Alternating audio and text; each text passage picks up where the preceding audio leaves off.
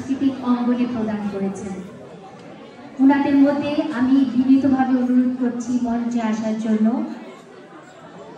আলপনা গুহ। আমি মঞ্চে আসার জন্য অনুরোধ করছি সংগঠক, সাংস্কৃতিক মনা, সমাজসেবিকা আলপনা গুহ, সুলেখা পাল, কাবেরী দাস এবং সবিতা দাস। ওনাদেরকে আন্তরিকভাবে অনুরোধ জানাচ্ছি মঞ্চে আসার জন্য।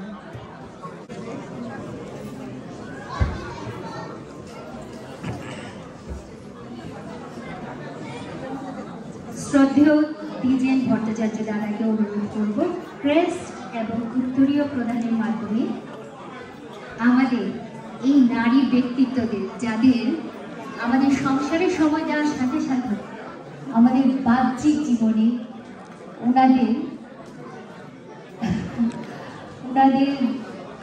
কর্মকাণ্ড পুরো অংশেই কম হয়। আমরা ওনাদের জন্য গর্বিত।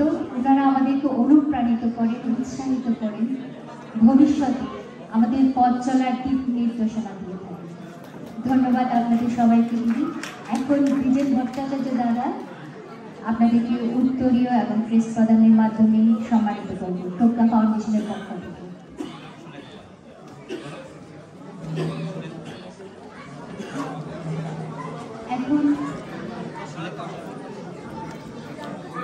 এখন উত্তরীয় এবং ক্রেস্ট প্রদান করবেন সমাজ সংগঠক, সমাজকর্মী এবং সাংস্কৃতিক ব্যক্তিত্ব সম্পন্ন সুলেখা পাল।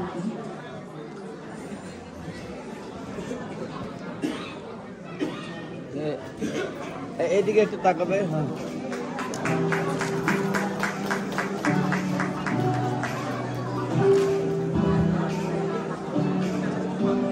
হ্যাঁ, একটু পড়ে শোনান।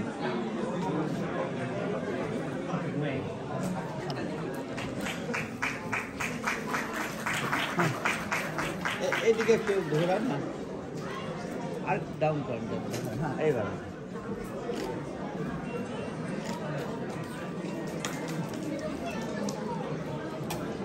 আমাদের সমাজের আরেকজন বিশিষ্ট ব্যক্তি, সংস্কৃত মনা এবং সাংস্কৃতিক অঙ্গনে যার বিচরণ অবদানিত এবং উনি শিক্ষিকা পেশায়।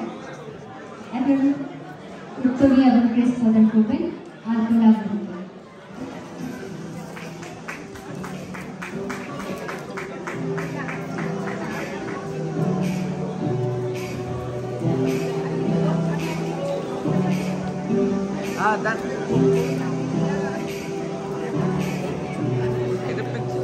আমার দিকে একটু তাকাবেন। নিচের পাতটা ডাউন করেন।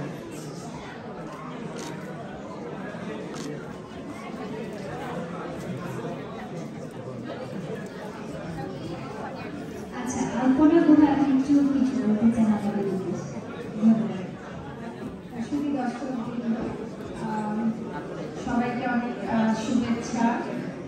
তো আমি এখানে একটা কথা না বললেই নয়, ওরা আমাকে দেখেছে উত্তরীয় এবং যেটা ফ্যাক্টর দিলে আসলে আমি সেই পর্যায়ে পৌঁছেছি বলে আমার মনে হয় না। ঠিক আছে, দীর্ঘদিন কাজ করি সাংস্কৃতিক অঙ্গনে, বাট আমি সেখানে একটা তাদের অনেক কী বলবো ভালোবাসা, বাট আমি এটা নিলাম। আমি এই উত্তরীয়টা আর এই টেস্টটা আমি নিচ্ছি অনুপ কুমার দাস, যিনি চলে গেছেন 2020-তে এবং প্রচুর সাংস্কৃতিক অঙ্গনে তার একটা বলিষ্ঠ ভূমিকা ছিল। আমি তার হয়ে আমি এই টেস্টটা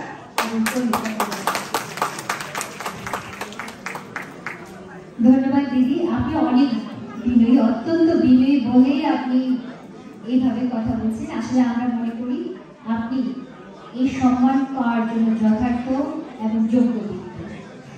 এখন আমাদের যে প্রিয় ব্যক্তিত্ব সবিতা দাস, ওনাকে নতুন করে চেনাবার বা পরিচয় করে দেওয়ার কিছুই নেই। আমরা সবাই জানি, চিনি। তবে একটি নতুন সুখবর হচ্ছে, রিসেন্টলি উনি পুরস্কৃত হয়েছে the prestigious and honorary degree doctor of philosophy in humanities. এই জন্য দিদিকে অনেক অনেক সাদর সম্ভাষণ। আমরা খুবই গর্বিত দিদি আপনার এই কর্মকাণ্ডের জন্য। এবং এখন দিদিকে উত্তরীয় ক্রেস্ট প্রদান করছেন আমাদের শ্রদ্ধেয় বিজন ভট্টাচার্য।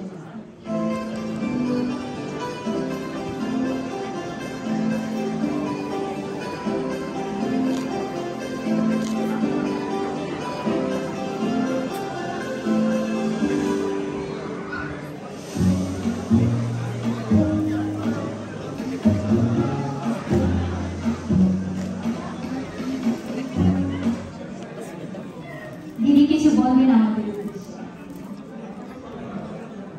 আপনাদের সবার প্রতি আমার শ্রদ্ধা কৃতজ্ঞতা প্রণাম। আমি যখন আমেরিকায় আসি তখন থেকে একটা কোট আমি মেনটেন করি চলি, আর সেটা হলো don't pray for an easy life, pray for the strength to endure a difficult one. সাথে আরেকটি কোট আমি ভাবি, there may be people that have more talent than you, but there is no excuse for anyone to work harder than you do. আমি সেইভাবে পথ চলতে সবার আশীর্বাদ নিয়ে, সবার আশীর্বাদ আমার কমিউনিটির পর আমি অনেক কৃতজ্ঞ, সবার প্রতি কৃতজ্ঞ, অনেক কৃতজ্ঞ। আমার দাদার এখানে বসে আছেন পূজা সমিতি, তারপর সমস্ত মন্দিরে আমি যখন থেকে হারমোনিয়াম যে গান বাজনা করতাম, এবং সেই সাথে নটালি গান বাজনা সব মেইন স্ট্রিম কি United nation, Bangladesh Bangla mission, consulate, তারপরে আমাদের কমিউনিটির সমস্ত সোশ্যাল অ্যান্ড কালচারাল অ্যাক্টিভিটি যারা অর্গানাইজেশন আছে সবার সাথে আমি কাজ করেছি। এবং আমার ফ্যামিলি কখনো আসে না, আজকে আমার সৌভাগ্য আমার 2 ছেলেই আসছে, পুত্রবধূ আসছে, নাতি আসছে। আপনাকে দেখাই যে আমি সবাইকে নিয়ে আসছি, সাথে আসছে আমার শুভাকাঙ্ক্ষীরা, ওখানে স্বর্ণা আছে, ভার্জিন স্বর্ণা, তারপর সুমা রোজারিও, স্বপ্ন, প্রিয়া, এরা যে আসছে আমার জন্য, আমার সত্যি সত্যি আমার মন ভরে গেছে না। ওরা আমাকে ভালোবাসে, অনেক ভালোবাসে, সেই সাথে আমার কমিউনিটি আমাকে অনেক ভালোবাসে। আমি কমিউনিটির প্রতি অনেক অনেক কৃতজ্ঞ, সমস্ত মিডিয়ার প্রতি কৃতজ্ঞ। ধন্যবাদ সবাইকে, সবাই ভালো থাকবে, সবার সুদীর্ঘ জীবন কামনা করছি। সেই সাথে কি আর বলবো, তোমরা অনেক ভালোবাসা থাকবে তোমাদের প্রতি। ধন্যবাদ দাদা, আপনাকে বলুন। ধন্যবাদ ডক্টর সুদীপ্তা দাসকে। উনি সবসময় আমাদের পাশে থাকেন এবং আমাদের পাশে থাকেন, এই জন্য আমরা চিরকৃতজ্ঞ। এখন আমি ডেকে নিচ্ছি আমাদের সাংস্কৃতিক ব্যক্তিত্ব, সঙ্গীতজ্ঞ এবং সঙ্গীত পরিষদ নিউ ইয়র্কের প্রতিষ্ঠাতা শ্রীমতী কাবেরী দাসকে। ওনাকে ক্রেস্ট এবং উত্তরীয় প্রদান করে দেবেন আমাদের শ্রদ্ধেয় বিজন ভট্টাচার্য।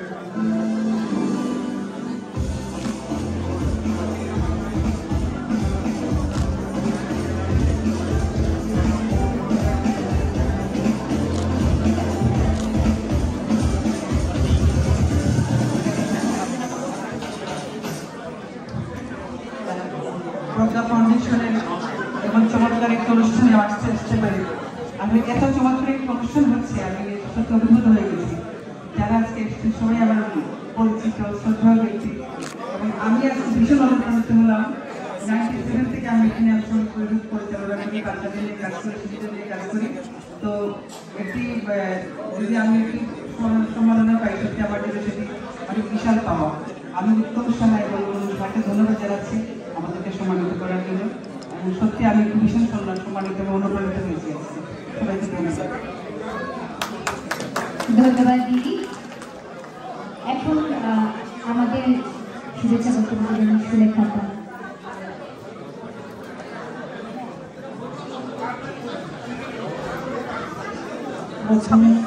সামনে আসুন।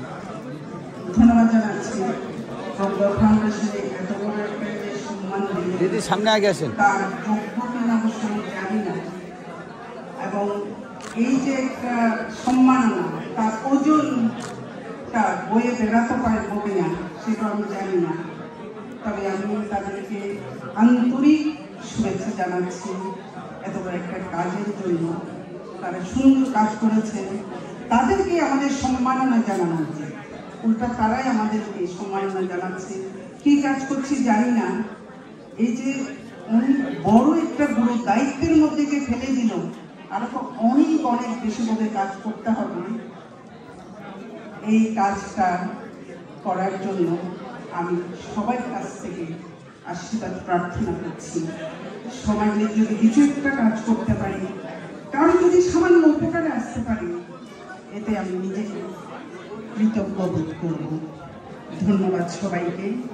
আপনারাও সবসময় প্রজ্ঞা ফাউন্ডেশনের সাথে থাকবেন এবং অনলাইন এবং মাসিক পত্রিকাতে আপনারা আপনাদের লেখা দিয়ে সহযোগিতা করে সবসময় পাশে থাকবেন, এটাই আমার কামনা। সবাইকে অসংখ্য ধন্যবাদ।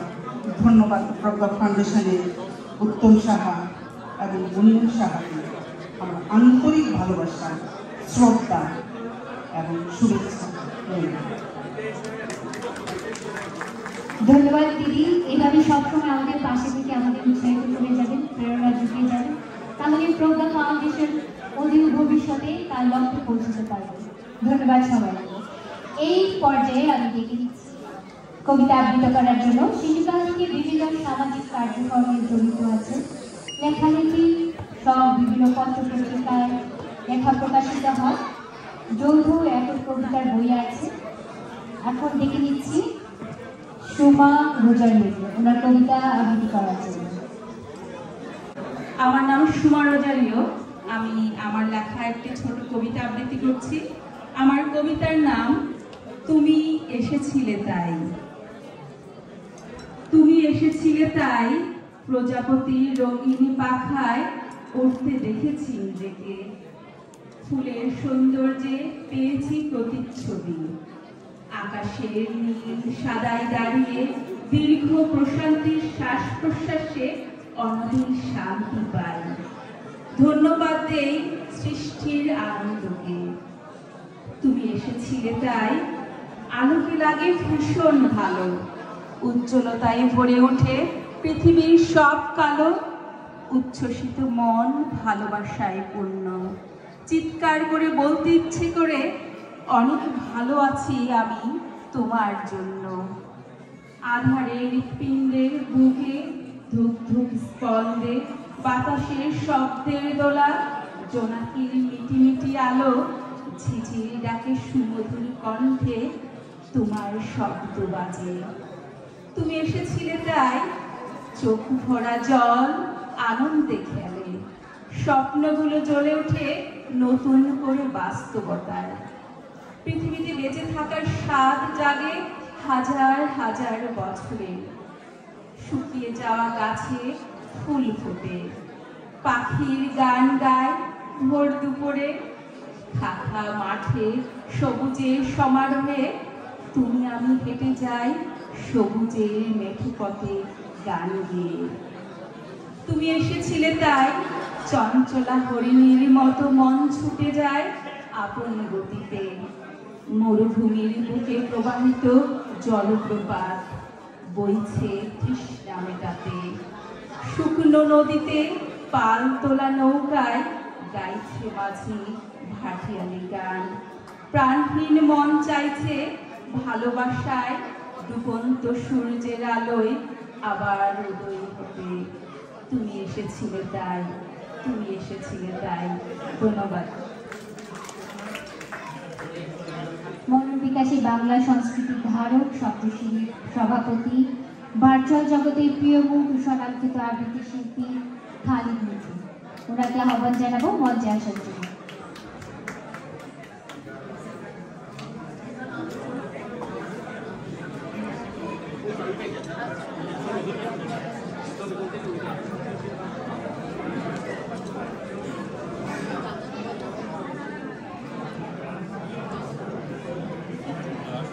শুভ সন্ধ্যা।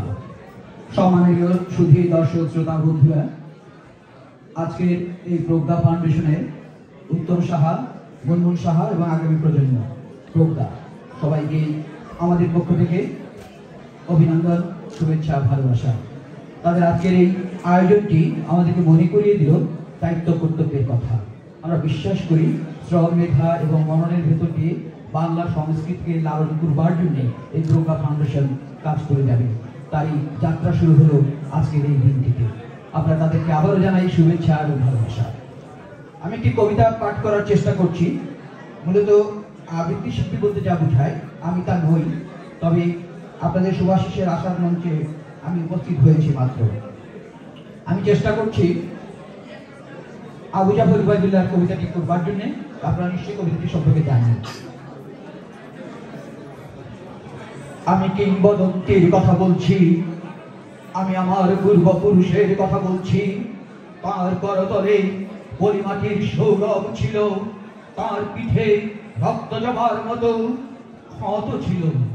তিনি অতিক্রান্ত পাহাড়ের কথা বলতেন, অরণ্য এবং শপথের কথা বলতেন, অতীত জমি বর্ষণের কথা বলতেন। তিনি কবি এবং কবিতার কথা বলতেন। জিহ্বায় উচ্চারিত প্রতিটি শব্দ সত্য কবিতা, কর্ষিত জমির প্রতিটি শস্য দানা কবিতা। যে কবিতা শুনতে জানে না সে ঝড়ের আর্তনাদ শুনবে, যে কবিতা শুনতে জানে না সে আজন্ম কৃতদাস থেকে যাবে। আমি স্বপ্নের কথা বলছি, আমি উচ্চারিত শব্দের কথা বলছি, আমি একটি উজ্জ্বল জানালার কথা বলছি, আমি আমার মায়ের কথা বলছি। তিনি বলতেন, প্রবাহমান নদী যে সাঁতার জানে না তাকেও ভাসিয়ে রাখে। যে কবিতা শুনতে জানে না সে নদীতে ভাসতে পারে না। যে কবিতা শুনতে জানে না সে মাছের সঙ্গে খেলা করতে পারে না। সে মায়ের কোলে শুয়ে গল্প শুনতে পারে না। আমি কিংবদন্তির কথা বলছি, আমি আমার পূর্বপুরুষের কথা বলছি, আমি আমার ভালোবাসার কথা বলছি। ভালোবাসা দিলে মা মরে যায়, যুদ্ধ আসে, ভালোবেসে মায়ের ছেলেরা চলে যায়। আমি আমার ভাইয়ের কথা বলছি। যে কবিতা শুনতে জানে না সে সূর্যকে হৃৎপিণ্ডে ধারণ করতে পারে না। যে কবিতা শুনতে জানে না সে আমার মতো স্বাধীনতার কথা বলতে পারে না। দুগ্ধবতী শস্যের পরিচর্যার কথা যিনি বলতেন তিনি কবি এবং কবিতার কথা বলতেন। যে কর্ষণ করে প্রতিটি শ্বেত বিন্দু কবিতা, কর্ষিত জমির প্রতিটি শব্দ সত্য কবিতা। যে কবিতা শুনতে জানে না শস্যহীন প্রান্তর তাকে পরিহাস করবে। যে কবিতা শুনতে জানে না সে মাতৃস্তন্য থেকে দুগ্ধপান করতে পারে না। যখন প্রবঞ্চ ভূস্বামীর প্রচন্ড দাবদাহ আমাদের শস্যকে বিপর্যস্ত করলো, তখন আমরা শ্রাবণের মেঘের মতো যুদ্ধবদ্ধ হলাম। বর্ষণের স্নিগ্ধ প্রলেপে মৃত মৃত্তিকা সঞ্জীবিত হলাম। বারিশিত ভূমিতে পরিচ্ছন্ন বীজ বপন করলাম, অনিশ্বাস গ্রহণ করলাম। তখন বিসর্প প্রভুগণ অন্ধকার গহ্বরে প্রবেশ করল। দিগন্ত বিদীর্ণ করা বজ্রের উদ্ভাসন কবিতা, রক্ত জমার মতো প্রতিরোধের উচ্চারণ কবিতা। যে কবিতা শুনতে জানে না পরিমাটির সৌরভ তাকে পরিত্যাগ করে। আমি কিংবদন্তির কথা বলছি, আমি আমার পূর্বপুরুষের কথা বলছি, আমি আমার পূর্বপুরুষের কথা বলছি। সবাইকে ধন্যবাদ।